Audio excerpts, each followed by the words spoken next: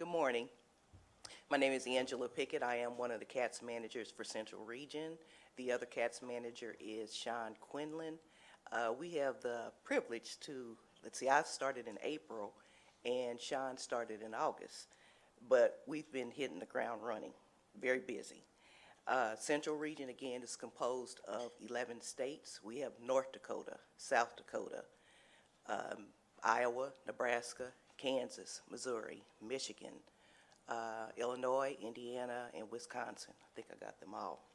We also have the unique privilege of having two offices. We have our Kansas City office, which I'm based out of, and we also have our Chicago office, of which we have 10 new inspectors there. The Ohio office is unique in the sense that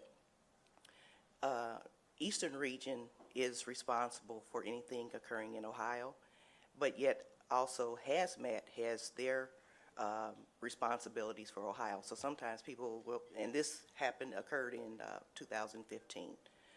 So sometimes we'll get calls from Ohio and we have to get those over to Eastern Region. And so we share a lot of our responsibilities in terms of CATS managers. One of the first projects that I was involved in, and I hit the ground running. I had just started my assignment, and on the first day, I went up to Lincoln, Nebraska for promoting calling or Safe Digging Month, which is April, and have my little appearance in the background. But what was unique about this for Nebraska is they also promoted it with children, and they had a poster contest, and in the front, the gentleman with the cap, that is the governor of Nebraska, and so very supportive of that program. The next slide features also National Safe Digging Month. This occurred at the end of April. This was in our Kansas City office. It occurred on the Bring Your Kid to Work Day.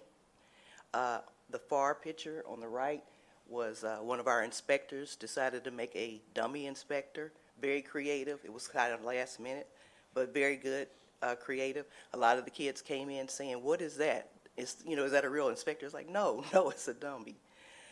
Then we also had slide projections, and so that was a pretty good event. The next event was calling 811, and that was National 811 Day in August. I attended the Iowa State Fair, and that was pretty interesting. We had, on the first day, there were 10,000 that showed up, had a lot of presents coming through. We coordinated with Iowa, giving out, material about calling 811. The far right picture features Gabby. That's their mascot for calling 811. Really good. And then in the middle, they had what they call a little wheel, sort of like Wheel of Fortune, so wheel for 811, and just different little 811 gadgets to promote calling 811. And it was really well attended. I tried to get a slide in, but we had lines of people.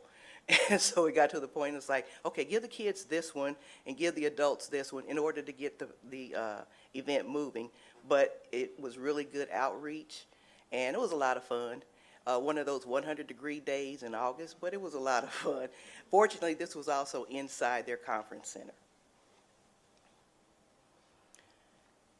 The next slide is the NENA conference, which was a National Emergency Number Association conference. And this one was a good one in the fact that I coordinated with Southwest Region and at this NENA event. And the outreach was approximately 6,000 people on the 2 days that we were there. The next event, I went to Watersmeet, Michigan. Had never heard of it before. It was really good. It entailed meeting with the Lagbu Desert Dancing Eagles tribe. And they were very receptive. They had interest in Line 5 as well as PHMSA. They hadn't really not heard a lot about PHMSA. So I did a presentation there. And as I said, it was in Watersmeet, Michigan. I think I went to Grand Rapids, and then I drove about another 300 miles. But it was worth it. It was well attended and very well received. Another one was that I deal with, and this gets into how we have our outreach with the public. We get lots of calls. And so this picture on the left, far right, features a landowner in Kansas. She has approximately 50 acres, and she was calling because she was finding holes on her property, really symmetric holes. And initially when she had called different agencies within Kansas, and she had called PHMSA. And when the call finally got to me and I spoke with her, she said, well, these holes are over the pipeline. And, you know, very concerned. I'm like, holes over the pipeline? And she said, yes, I can see the pipeline. I'm like, okay. So, of course, I contacted the operator. Operator was very receptive. And they said, well, we had been out there 3 weeks prior, and those holes are not on the pipeline. They're about 20 feet away, and we have 2 parallel lines. And so I made arrangements to meet the operator out there. And on the day that we got out there, I also called the landowner, and she led us on the property. And the 3 of us, the landowner, myself, and Sean, the other CATS manager, we walked on her property, and we found the holes, but the hole was actually 20 feet away from the pipeline. And so, you know, we took pictures, and in the meantime, I also found out that another entity in Kansas was also looking into the issue. They were called the Abandoned Oil and Gas Well Group, and I communicated with them, and they were also sending people out there to investigate. So as it stands right now, they're still doing an investigation and inspection on their property to find out where these holes are coming from. And so I will be following up with that one. The other one, we always have the right-of-way issues again. That's going to come up a lot with probably all our different regions. But in this case, we get a lot where there's overgrowth of trees, and they're, you know, near the pipeline, or they're going across the pipeline as well as the person's property. And so we get a lot of those calls, and how do you address those?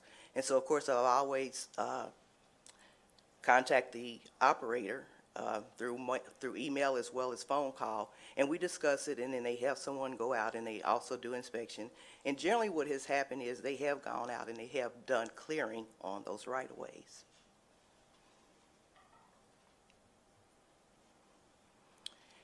And then this one, again, is just a unique bringing to the point that, you know, what do we do? You know, you just say, okay, they're CATS managers. What do they do? And as I said, I started in April of this year. And since in the last 6 months, I have addressed over 140 calls and emails from the public regarding pipeline safety issues. I have participated in 14 outreach events in Kansas, Missouri, Indiana, Michigan, Nebraska, Illinois, North Dakota, and South Dakota. And I have participated in 3 emergency drills and exercises. And again, if you want to reach us, again, this is Karen Lynch, and then Artie Buff, and then I'm Angela Pickett. Thank you.